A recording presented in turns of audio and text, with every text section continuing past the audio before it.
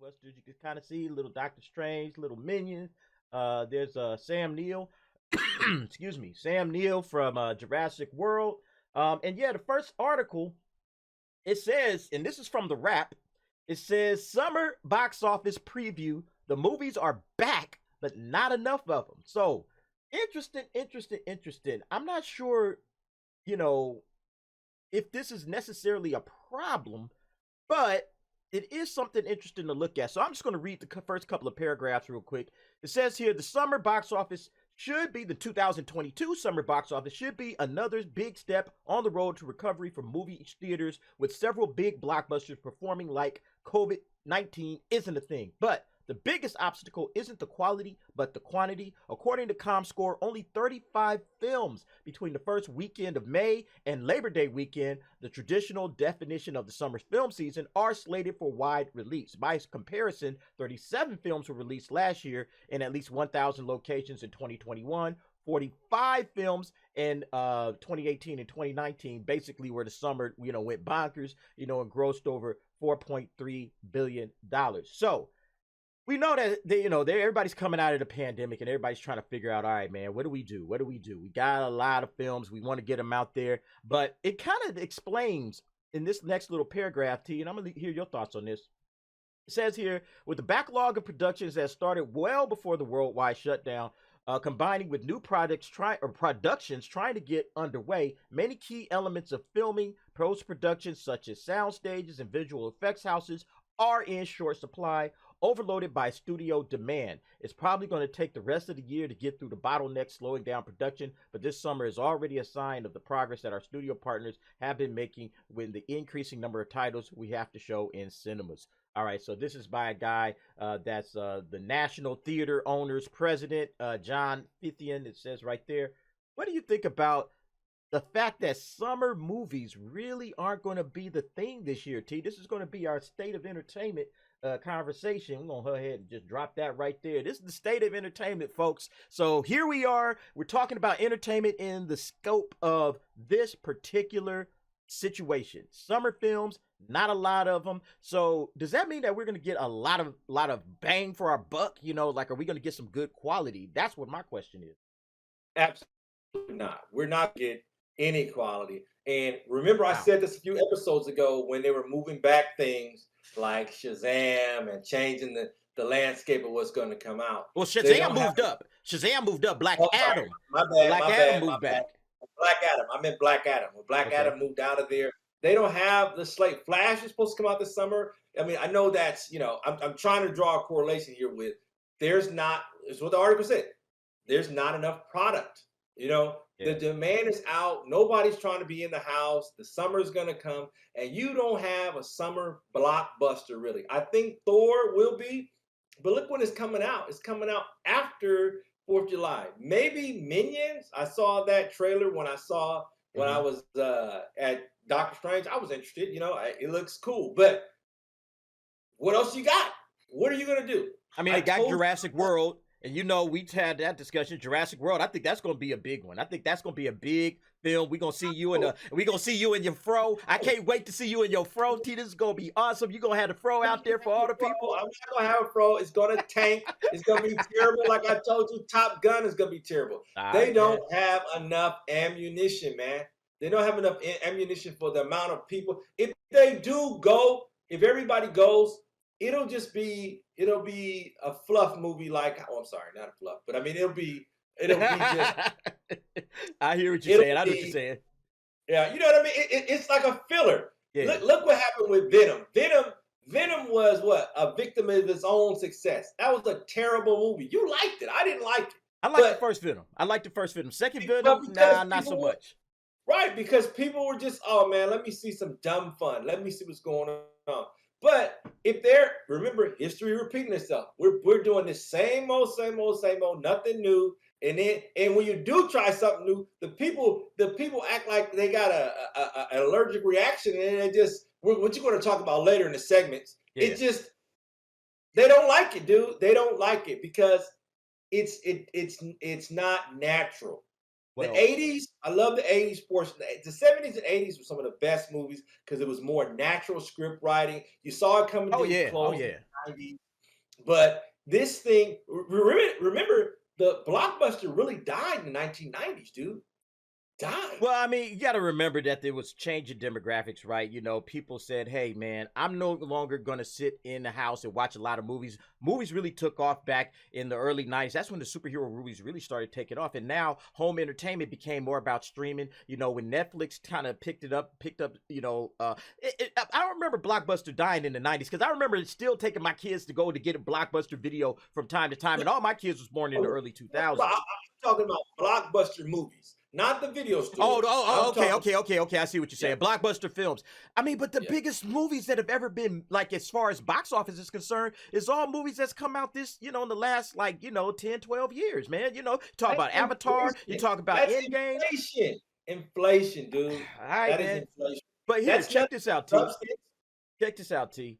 I think what you're alluding to here with the lack of films, like you said, they have their reasoning. They said, well, we didn't really have, there's a lot of, films that we wanted to put out, but we didn't really have the post-production capability to really put these films together like we wanted to. A lot of films have been kicked back. I said one of the main reasons that Aquaman got kicked back is because, hey, there's a log jam at the post-production facilities, for video, for special effects, visual effects, all of that stuff. There's a log jam and everybody's trying to get their movie through. And it's like, hey, we got to push this back a couple of months. So I think that's one of the major issues. And I agree with it. But I think one of the things that we're not really looking at is studios didn't know that this was coming, obviously, and they didn't have any smaller films in the hopper planned out, ready to go. It's like, hey, like Netflix.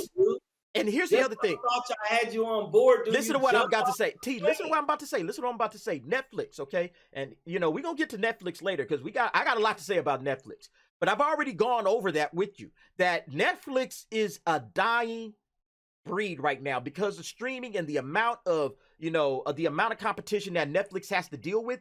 Netflix has to get a different model going, okay? And one of the things that Netflix should have had is they should have had some sort of an agreement where they could drop some of their stuff in theaters, okay? So they had this Adam Project film that came out, right? That's a film they could have easily said, hey, you know what? We're going to go ahead and just put that in theaters because people are dying to get back to theaters. That's a little bit of extra bread that we could sweep up and say, hey, man, we got a little extra bit of money. And then we'll drop it on, Netflix as well. So people have something to go and watch. I think all of these studios scrambling around at the last minute trying to throw stuff through the hopper, I think that's a bad idea. What they should have done is say, hey, you know what? We got smaller projects. Let's go ahead and release those in the theaters. Let's get, we got some special effects that we got to take care of and clean up, but we got to go ahead and get stuff in theaters. Theaters is where it's at right now. Theaters are hot. People want to go back. They're tired of sitting around watching Netflix. They're tired of watching Disney Plus. We're gonna talk about those two, the dropping streaming services, how those companies are all starting to come back down to earth because the theaters is where it's at. You want to make some money, you're gonna have, and Netflix right now, Netflix has no studio connection to nobody, okay? Everybody's got their own streaming service. Marvel or Disney has a streaming service. You have Paramount Plus. You have Peacock for Universal, right? We have all of these little guys up here, you got Universal. You have Warner Brothers, obviously, with HBO Max. Amazon Studios, they have their own thing. Netflix has nobody, okay? They have they have a streaming service, but they have no studio connection. So they're just picking up movies as they can, and people like to have that brand recognition. Like, yeah, this is stuff that came out in theaters. Sonic's going to drop on Paramount Plus. That's going to get a huge boost when Sonic drops on that. Think about that, T. You drop a big movie like a Sonic where it's made, $200, $300, $400 million, and you can't, connect that to your streaming service. It's not going to drop on Netflix. So Netflix is like, hey, man, Sonic's on, Paramount Plus. Yeah, let me go get Paramount Plus. My kids will like that. They'll like to be able to watch Sonic again and again. They love that movie in theaters.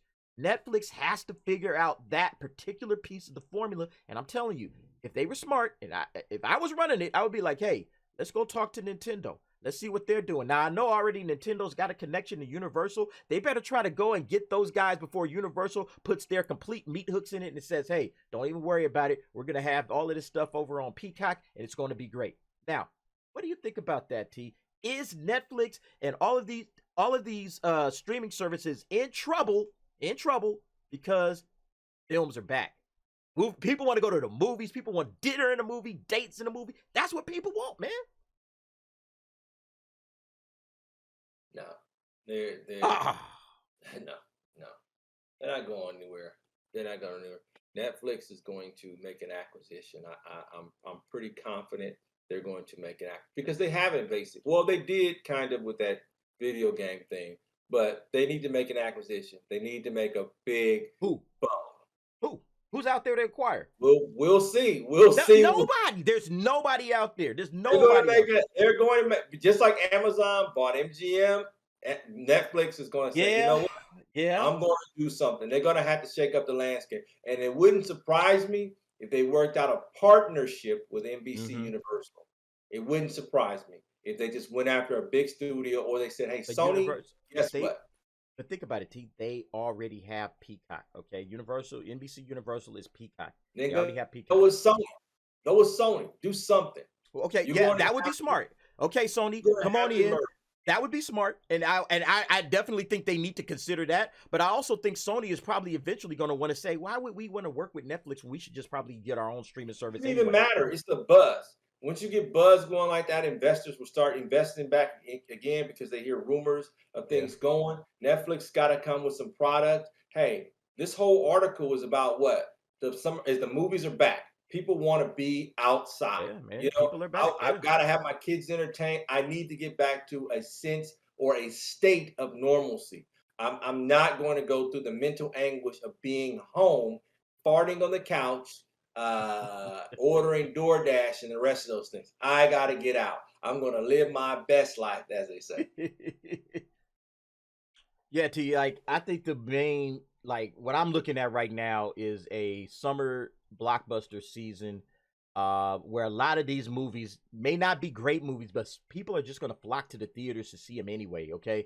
Like you're saying, I don't think Top Gun is going to do that well. Well, what else are you going to go out and see? People want to get out of the house. They want to go see something. What are you going to do? You just going to sit in the house and be like, well, I guess I'll just watch, another episode of The Office? Like, what are you going to do? You're going to say, hey, man, I got to go out here and I want to watch TV. I want to watch a movie. So, okay, Top Gun. I like Tom Cruise. He seems all right. The trailers looked okay. Hey, let me go check it out. I don't know if this is going to do $1 billion, but I think Top Gun is probably going to do somewhere in the neighborhood of maybe about 600,000.